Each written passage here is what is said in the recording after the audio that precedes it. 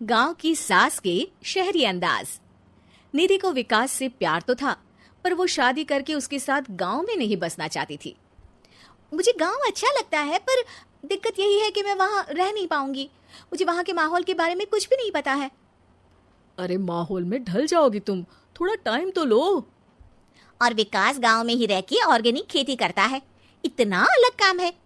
और यहाँ शहर में क्या है, कितना प्रदूषण और भीड़ है यहाँ। पर विकास यहाँ आके भी तो खेती कर सकते हैं ना। अरे शहर में एक प्लॉट लेने में जिंदगी भर की कमाई चली जाती है, खेत कैसे लोगे? सोच ले निधि, विकास गांव का है, वहीं उसका काम भी है। तेरे पास कोई नौकरी भी नहीं है, ना ही तुझे कभी काम करना था। उफ़ो, मुझे कुछ समझ में नहीं आ रहा, मुझे अकेला छोड़ दो। उसी दिन निधि विकास से मिलती है। यार, मेरे सारे दोस्त यही हैं। अरे दोस्त तो गांव में भी बन सकते हैं ना निधि। गांव के लोगों से कैसे दोस्ती कर पाऊंगी? मैं भी तो गांव का हूँ, मुझसे प्यार हो सकता है तो वहाँ के लोगों से दोस्ती भी हो ही सकती है ना। अरे यार, कंफ्यूजन है बहुत। सोच लो निधि, शादी के मंडप पे छोड़ के मत जाना, वरना दोनों के परिवार की नाक कट जाएगी।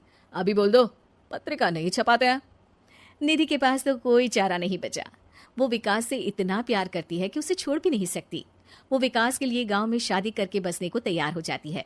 जल्द ही दोनों की शादी हो जाती है। आई होप तुमको गांव में अच्छा लगेगा। मुझे पता है गांव में और शहर में अंतर क्या है, वहाँ के लोगों की सोच में अंतर है। मुझे पता है कि कैसा लगेगा मुझे। तुम ये बिना देखे किसी चीज के बारे में कुछ भी सोचने की आदत छोड़ दो ना। निधि ने उस वक्त तो कुछ भी नहीं कहा, पर वो सोचती है कि सबको इस बात का एहसास तो करवाना ही पड़ेगा कि वो सही है। उसके दिमाग में एक तरकीब आई। उसने सोचा कि गांव के लोगों के लिए वो ऐसा काम करेगी कि आगे से उसे कोई किसी काम का बोलेगा ही नहीं। शादी के एक दिन बाद निधि की सास ने फरमाइश की। निधि बेटा, अपने हाथ से कुछ खाने का बना दे। बिल्कुल सासू माँ, थोड़ा सा रुकिए, अभी बनाती हूँ। ये सही मौका था निधि के पास ये बताने का कि गांव के लोगों और उसके रहन सहन में कितना अंतर है। रोटी सब्जी दलिया भाजी खाने वालों के लिए पिज्जा बना देती हूँ, तब इनको समझ में आएगा।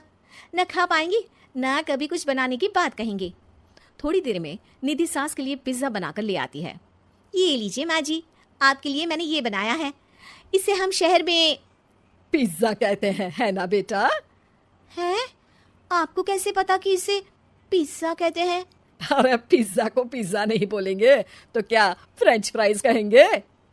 गांव की सास से ये सारी बातें सुन के बहू चौंक जाती है, लेकिन सास एक और ऐसी बात कहती है कि बहू जिसकी उम्मीद ही नहीं कर रही होती है।